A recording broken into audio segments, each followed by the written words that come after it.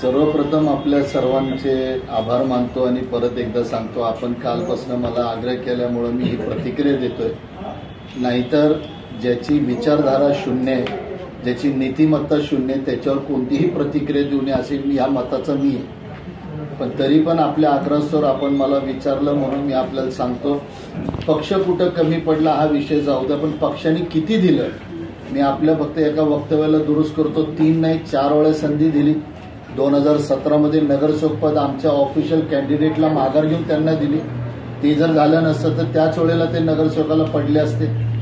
ज्या वेळेला पोटनिवडणूक आली, म्हणजे ज्या वेळेला 2019 मध्ये मी कसबा लढलो, तेव्हा त्यांची भूमिका काय होती पक्षाच्या उमेदवाराच्या प्रती हे त्यांनी आत्मपरीक्षण करावं. अनेकांना ते माहिती आहे.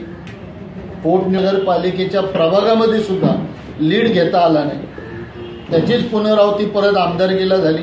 फक्त माझ्यासाठी पक्षाने काम करावं, मी पक्षासाठी काम करेल ही विचारधारा त्यांच्यामध्ये नाही.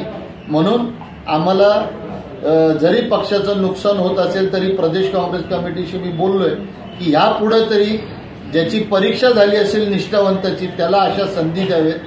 आल्या गेल्या रामांना अशी काही संधी देऊ नका.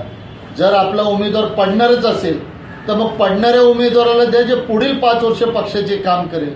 पण ह्यांना फक्त यांचा इतिहासच आहे 8-10 पक्ष सोडून आलेलं, म्हणून पक्षाची विचारधारा कधी स्वीकारली नसल्यामुळे जास्त त्यांच्याबद्दल आम्हाला काही नाही. त्यांचे आभार मानते ना मी परत एकदा मानतो. माझ्या काही चुका झाल्या असेल तर मी त्यांना समजवण्याचा प्रयत्न करेन. शेवटी मी त्यांनी माझ्याबरोबर काम केले. मला 3 निवडणुकीमध्ये शहर अध्यक्ष ते त्यांनी प्रचंड काम केलं. त्यामुळे मी एवढी मतं घेऊ शकलो काँग्रेस पक्षाची. आणि त्यांचे आभार मानले, हृदय मानन परवावी मानन. कारण शेवटी त्यांच्या ताकदीमुळे मला आमदारकी मिळली, त्यांच्या ताकदीमुळे खासदारकी मिळली, त्यांच्या ताकदीमुळे मला एवढी मतं मिळली. तर त्यांचे विसरू कसे शकतो. सर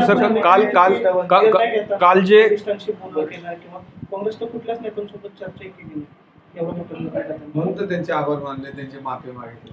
काल आतापर्यंत चालवलं नाही असं त्यांनी आरोप म्हणून तर माफी मागितली.